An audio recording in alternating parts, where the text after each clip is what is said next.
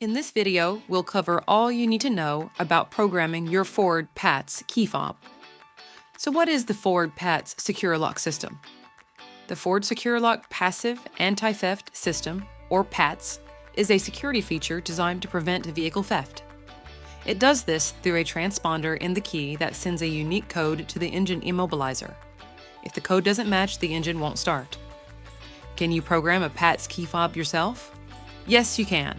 However, you will need either one or two functioning PATS keys, depending on your Ford model. That's why it's a good practice to make an extra key in the event that you lose one of your originals. So how do you go about reprogramming the key fob? Follow these 5 basic steps. 1. Put the original working key into the ignition. 2. Turn the ignition to on without starting the car. 3. Wait about 3 seconds until the theft light turns off, then remove the key. 4. Insert the new key within 10 seconds of this procedure and turn the ignition to on. 5. As soon as the theft light turns off, turn the key to the off position but do not remove the key. Programming should be completed within 30 seconds, and you can repeat this process for additional keys. The process is simple, but remember, you will need at least one original working key to complete it.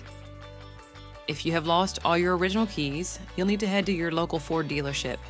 They'll ask you to prove vehicle ownership before you can get a new key. Click on the link below for more information about your Ford PATS key fob.